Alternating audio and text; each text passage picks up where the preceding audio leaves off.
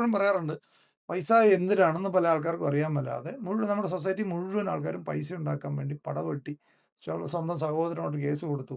നമുക്ക് അസറ്റ് ഏതാന്ന് പുതിയ ആൾക്കാർക്ക് അറിയാൻ മേല. അസറ്റ് ഏതാ, ലയബിലിറ്റി ഏതാന്ന് നമുക്ക് പലപ്പോഴും അറിയില്ല. നമ്മുടെ നമ്മുടെ ക്ലോസ് റിലേറ്റീവ്സ്, നമ്മുടെ ഫാമിലി മെമ്പേഴ്സിനോടൊക്കെ ഫൈറ്റും ചെയ്ത് വഴക്കും പിടിച്ച് കേസും നടത്തിയിട്ട് നമ്മുടെ സ്ഥലവും മറ്റേത് മറിച്ചതെന്നൊക്കെ പറഞ്ഞ് കേസ് നടത്തി അതൊക്കെ ഈ ബന്ധങ്ങളാണ് നമ്മുടെ അസറ്റ് എന്ന് പറഞ്ഞാൽ. നമ്മുടെ ഫാമിലി മെമ്പേഴ്സ്, നമ്മുടെ സുഹൃത്ത് ബന്ധങ്ങൾ, ഇതാണ് നമ്മുടെ ശരിക്കുള്ള അസറ്റ് എന്ന് പറഞ്ഞാൽ. അതാണ് സംരക്ഷിക്കണം. നമ്മുടെ ആരോഗ്യം, നമ്മുടെ ഹെൽത്ത് മെയിൻറ്റെയിൻ ചെയ്യുക, അതൊക്കെയാണ് ശരിക്കുള്ള അസറ്റ് എന്ന് പറഞ്ഞാൽ. നമ്മൾക്ക് ഹെൽത്ത് പ്രോപ്പറായിട്ട് മെയിൻറ്റെയിൻ ചെയ്താൽ ഒരു 10 വർഷം കൂടെ നമ്മുടെ പീക്ക് പെർഫോമൻസ് കിട്ടിയാൽ എന്തുമാത്രം പൈസ വേണമെങ്കിലും ഉണ്ടാക്കാം. പൈസ ടൈംസിലാണ് ആലോചിക്കുന്നത്. നമ്മൾ പല ആൾക്കാരും എന്താണ് ഒരു മെയിൻ്റനൻസും ഇല്ലാതെ, അതായത് നമ്മളൊരു കാറിൻ്റെയൊക്കെ മാക്സിമം ലൈഫ് 25 വർഷമൊക്കെയാണ് പറയുന്നത്.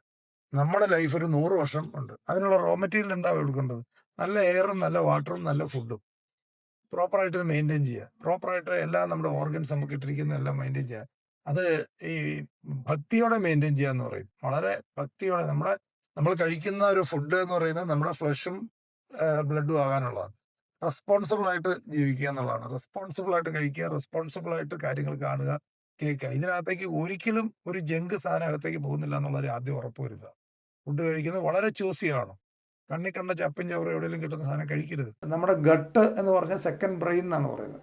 നമ്മുടെ ഡൈജസ്റ്റീവ് സിസ്റ്റം എന്ന് പറഞ്ഞാൽ സെക്കൻഡ് ബ്രെയിനാണ്. നമ്മുടെ ചിന്തകളെല്ലാം സ്വാധീനിക്കുന്നത് നമ്മുടെ ഫുഡാണ്. കഴിച്ചുകൊണ്ടിരിക്കുന്നതിന് 3 ക്വാണ്ടിറ്റി ഫുഡേ മനുഷ്യൻ ജീവിച്ചിരിക്കാൻ ആവശ്യമുള്ളൂ. നമ്മളെല്ലാം കഴിക്കുന്ന ഓവർ ഈറ്റിംഗ് ആണ്. ഒരു മെഷീൻ അതിനൊരു കപ്പാസിറ്റി ഉണ്ടല്ലേ. നമ്മളൊരു ഒരു മിക്സിക്ക് ഒരു കപ്പാസിറ്റി ഉണ്ട്. അതിൻ്റെ ഓവർലോഡ് സാധനം അതിനകത്ത് ഇട്ട് കഴിഞ്ഞാൽ അത് ഡാമേജ് ആകും. പെട്ടെന്ന് അതിൻ്റെ ഇത് കേടാവും. ഇതുപോലെ തന്നെയാണ് നമുക്ക് തന്നിരിക്കുന്ന ഈ സാധനം. പ്രോപ്പറായിട്ട് മെയിൻറ്റെയിൻ ചെയ്യുക. പ്രോപ്പറായിട്ട് അത് മെയിൻറ്റെയിൻ ചെയ്തിട്ടുണ്ട് വീണ്ടും നമ്മൾ ആൾക്കാർ ഇനിയിപ്പം 50 വയസ്സായില്ലേ, ഇനിയിപ്പോൾ 60 വയസ്സായില്ലേ, നമുക്ക് ചെയ്യാവുന്നതൊക്കെ ചെയ്തല്ലോ എന്നൊക്കെ പറഞ്ഞ് ഇതൊന്നുമല്ല. നമുക്ക് ഒരു മെയിൻ്റനൻസും ആരും ശ്രദ്ധിക്കാറില്ല. ഞാൻ പറയുന്നത് ഇവിടെ 4 നേരം ഫുഡ് കഴിച്ചെന്ന് വെച്ചിട്ട് നമ്മൾ ഹെൽത്ത് മെയിൻറ്റെയിൻ ചെയ്തൊന്നും ആയില്ല. അപ്പോൾ നമുക്ക് ഇഷ്ടംപോലെ പൈസ ഉണ്ടാക്കാനുള്ള സാധ്യതയുണ്ട്. ഇഷ്ടംപോലെ ഗ്രോ ചെയ്യുക. അതിനെക്കുറിച്ച് വറി ചെയ്യേണ്ട.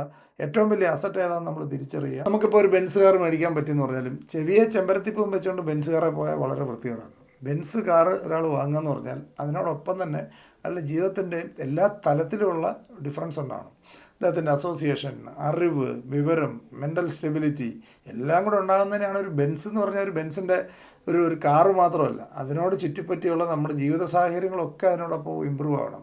നമ്മുടെ ക്വാളിറ്റി ഓഫ് തോട്ട്സ്, നമ്മുടെ ചിന്തകളിലെ ക്വാളിറ്റി, നമ്മൾ ബിഹേവിയറിലെ ക്വാളിറ്റി, നമ്മൾ ഉപയോഗിക്കുന്ന വാക്കുകളിലെ ക്വാളിറ്റി, ഇതെല്ലാം കൂടെ വരുമ്പോഴാണ് ബെൻസ് ആവുന്നത്. അല്ലാതെ ഒരു കാശ് കൊടുത്ത ആർക്കും ബെൻസ് മേടിക്കാൻ പറ്റും. അപ്പോൾ നമ്മുടെ നിലവാരം ബെൻസ് ആവണം, അതാണ് ആവശ്യം. അപ്പോൾ അതിന് നമ്മളൊരിക്കലും സ്ട്രെസ്ഫുള്ളായിട്ട് ഒന്നും ചെയ്യരുത്.